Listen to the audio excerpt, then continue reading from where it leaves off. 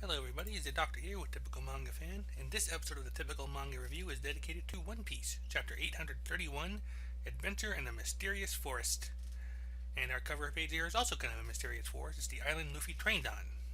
It looks like even his animal buddies are seeing the wanted poster. Yeah, and the one who's showing is that one girl whom first met him in Amazon Lily. I forgot Oh, what was the name? Margaret. Yeah, I was thinking it was Sabo for some reason, but Well, you're right, that probably is more likely. Because I already Sabo even know the place. But it I definitely is, cannot. is Margaret. No. Oh, I totally lost you for like the last 20 seconds. What happened? Oh, sorry. A little bit of a thing on there. Yeah, you're right. That is Margaret. I actually was thinking it was Okay. Margaret is her name. I was thinking at first it was Sabo because of like the short hair and all that, but it like, occurred to me like, how would he even know what her place is? But so you're right. It is definitely Margaret. I'm sure. Oh, just definitely Margaret. Look at the cape. That's something that Margaret wore. Yeah. Uh, Well, it could have been and Sabo the with the hair. code. So yeah. Wait, But why yeah, would Saba go there? that was my big. That was my big whole like. Wait, hang on. Yeah, yeah. I mean, again, I did not hear you for the last 20 seconds. You were about to say something, and then you just went out. So I just Yeah. Sorry about that little connection trouble there. Little technical yeah. difficulty. Yeah, and the chapter itself opens on the southwestern coast of Whole Cake Island, and they're all excited because apparently they're whipping out the Stark Submerged 3. Yeah. And actually, a little thing on this, like at this point, it's gonna be Brooke and Pedro, and Brooke's saying he's never written in it before, but didn't he write it the very first time they used it? I don't remember. Because I remember like when they were first checking out the red line, it was Luffy, Robin, and I thought it was Brooke. I don't remember. I at least I remember Well, like it was talked that it was being driven by Devil Fruit. It was like when way was this? like before the time skip, right when they first reached the red line, like Before the time skip? right after Uh, between Thriller Bark and Sabandi. Okay. Well, I did start reading at that point, so my memory's gonna be hazy on that. Huh. Anyway, at this point, though, like they're actually splitting the party here at this point. Like Brooke and Pedro are going to go after the Poneglyph, and Brooke's along because for him, with his soul power, infiltration's a specialty for him now. Even cares Yeah. like, whoa, something came out of him. So they'll Yeah. definitely be able to get like a copy of the Poneglyph. And then it's like, I'm still thinking that they're going to actually try and steal the actual thing, but still, I have whatever. I have a question. Sure. Can Brooke actually be immune to Big Mom's powers? I don't know. They do see there is kind of an antithesis thing here, kind of going there, isn't there? I mean, like Like, it's not like he has any lifespan left. true. I mean, what lifespan he has is based on his devil fruit, but Yeah. in the case, like I said, they go under the sea. Um, they get on the island, and apparently the people they saw on the coast were Sanji and Pudding. Yeah, that's not them. Almost certainly. And while they're walking on, they're also noticing that the the ground on the island is actually like hard and whipped cream or meringue. So they're like the entire island made of sweets. Yeah. And like Sanji, Luffy's reporting he only saw Pudding and Sanji for like a moment, then they were gone. And he looks for them again. He sees them again. And I'm gonna say right now, my first thought while looking at this was Little Garden. Because this is like the trick Mister Three you tried to use at the end, or this is how he actually kidnapped at least Zoro. Like he Is lured them the in with is wax figures of the others, Do you think the forest is like showing them their desires or something? something like that. Especially given the name that we're seeing right here, that we're gonna see at the end of all this. But like I said, they all start rushing in. They see um, Sonny disappears again. It's like they're wondering if he's playing hide and seek with them. It's like, wait, what? Seriously? And then we get into full on Wonderland, or Yeah. Candyland might be more accurate.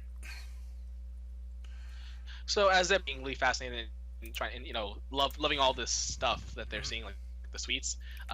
There's a giant. They go across a bridge, and a giant crocodile or alligator tries to eat them. Also, they're more Uh, concerned about eating the forest than finding Sanji now, except for Nami. yeah. Chopper shows that he can. Actually, I haven't seen him go back into his normal reindeer form for a long time. Yeah, he never really. We never saw him much. I know the very first time I can really think of it clearly was right when they first met up with Nami again, like right when they after the time Yeah. skip. And I Yeah, yeah, want to yeah. say he That's did it during their march during the Fishman Island battle, like when they were marching in the battle. I see. I do remember the one before, right after the time skip. So anyway, oh, it's a crocodile. So that they're seeing, and they just avoided getting eaten. And then as it turns out, he's just like, oh, you're humans, and he has a cap, and he has a strap in his what is it called? Like a Suspenders. strap? Suspenders. I go, yeah, suspenders, and he's walking away. And It's like, what like the? Luffy's all like, What, are we not good enough for you to eat? That's not the problem here. And now we're like, we just saw a talking crocodile speaking to us. But then, like, we have Luffy, Carrot, and Chopper. Like, is that really the weirdest thing you've seen at this Yeah. point? Yeah, No. we have a talking bunny and a talking reindeer. Like, And the minks. They're minks. All right, we have been to Mink Island or Zoe. We have been to Zoe. This shouldn't be surprising. And she's like, and I yeah, was right. like, okay, you got a point. Yeah. And they said just trust in putting and stay near the coast, but at this point, we can just get back whenever by jumping over the river. Let's keep going. And then Carrot's like, but now then all of a sudden there's two Luffys. And the Luffy's get upset because they basically think they're copying each other. And Chopper knows that they're actually literal mirror images of each other. Like, you didn't see it because, like, even like they're like Luffy's scar. Yeah. So it's actually not hard to tell which one's the real one. Right, Luffy's got the scar on the left side. And then Carrot's like, "Hey, I found Sanji," and Sanji's just there. Like, obviously at this point, he's just the force is trolling them, right? So Yep. But they see Sanji just lounging there with a lollipop. yeah. And like, "Hey, San," and then so you know, like, some of the credits, I felt like a couple people were wondering if that was supposed to be a deliberate reference to the 4 Kids dub.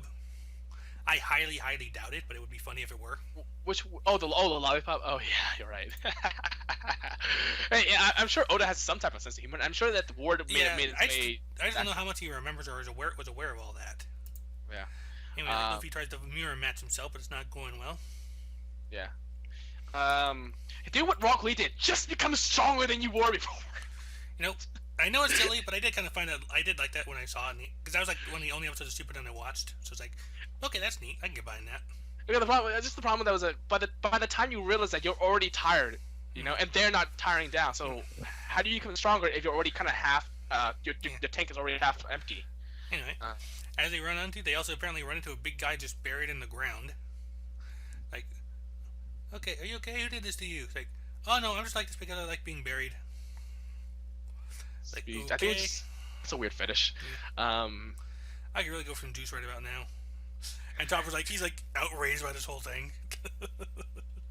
Yeah, and there's some talk about having Juice and loving that stuff, and yeah. And apparently we get like another copy because it looks like a Meek Musketeer. Yeah, a bunny one. So I wonder if it might actually be Carrot. Like be Carrot's what? Like a double of Carrot. Oh, double Carrot. Because it's got the bunny ears. It looks different. The facial expression from what we do see is still a little different. And it's got more of a snout going for it, but at the same time, it could still. Yeah, yeah. I mean, it's definitely a rabbit of some kind, though. Yeah, I was talking about the snout. Like, it looks like it's more like masculine looking. I think you might be right about that. Like more rabbit-ish. It could be like her father or a brother or something like that. Or it might even just be like an actual, just different Mink altogether. Yeah. But anyway, like, he charges through, like, chops up a bunch of those thriller bark looking trees. Yeah. The fact that he chopped them down means that maybe he's actually a good guy. Yeah. And then they're looking here, like, Nami's log pose and actual clocks in the area are all, like, spinning randomly. Nothing about the force is making sense.